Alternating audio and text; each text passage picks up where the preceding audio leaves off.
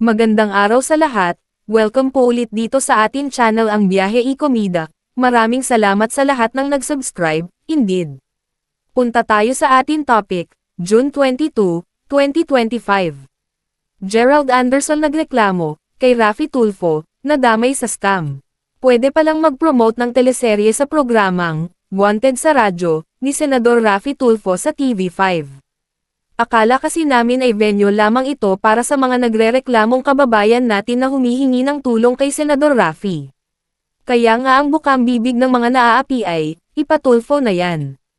Nagulat kami nang madaanan namin ang, Wanted sa Radyo, kahapon na ang titulo ay, Gerald Anderson, nagpatulfo. Nabuong akala talaga namin ay may nakabangga ang sasakyan ang aktor sa daan, lalo't maraming nangyayaring aksidente ngayon. Isa pang naisip namin ay baka nasaktuhan si Gerald sa kalye ng crew ng programa ni Senador Raffy, iyon pala ay nag-guest ang aktor para sa promo ng upcoming serye niyang, Sins of the Father. Napapailing kami habang pinanonood namin si Gerald sa guesting niya dahil napakaseryoso niya at ipinakilala siya sa karakter niyang Samuel Trinidad sa serye niya. Ikinwento niya na siya ang pinipilit na magbayad ng mga taong na-scam ng tatay niya sa kwento ng serye played by John Arcilla na hindi tinakasan ang kanyang responsibilidad. At dahil nga anak si Gerald ng scammer ay inakala ng mga nabudol ng ama na ibinigay sa kanya ang mga nakuhang halaga na aabot sa daang milyones kaya siya ang hinahabol at binyantaan pa ng buhay kasama ang pamilya. Halos ikinwento ng aktor ang episode 1 and 2 Nanogram Sins of the Father kaya abangan na lang ang mga susunod na episodes.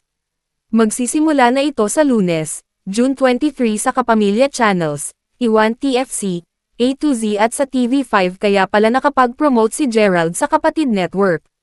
Kaaliw din ang staff ni Senador Raffy at maging siya, dahil seryoso rin silang nakinig sa kwento ni Gerald tungkol sa scam at sa bandang huli ay pinromote na nila ang show. Ang ganda ng bagong gimmick na ito ng, Sins of the Father, in terms of promotion dahil naikot nito ang halos lahat ang online shows ng mga kilalang content creators. Anyway, naniniwala kami na tulad ng FPJ Batang Quiapo at Incognito ay tiyak na hindi bibitawan ng manunood ang Sins of the Father dahil maraming layers ito na ikinagulat namin sa nakaraang special screening ng show na ginanap sa Gateway 2 Cinema.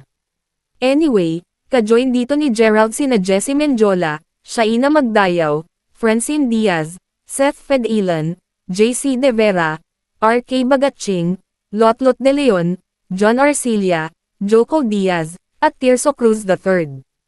Kasama rin sina Soliman Cruz, Malu Crisologo, Nico Antonio, Gerald Napoles, Alex Medina, JV Capunan, L.A. Santos, Jeremiah Lisbo, Elison De Dios, Clavson, at Kaylee Magno.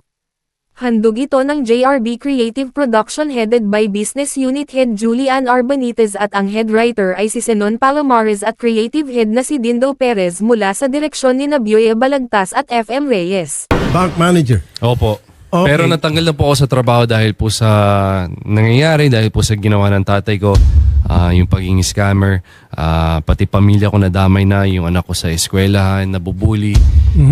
Natanggal po ako sa trabaho dahil po dito. So, marami pong naghahabol sa father niyo? Marami po. Ano pong trabaho ng father niyo? Ano siya, financial guru or influencer. Okay. Nagbibigay po siya ng mga advice at aral tungkol sa finances, kung paano yumaman. Ang programa nga po niya is Yayaman Tayo. Tapos yun pala po ay scamming. Pang easy money. Pang easy money po. Marami na siyang na-scam. Marami po. Estimate amount na na-scam niya is 32 billion pesos. Salamat sa pagtanggap sa akin.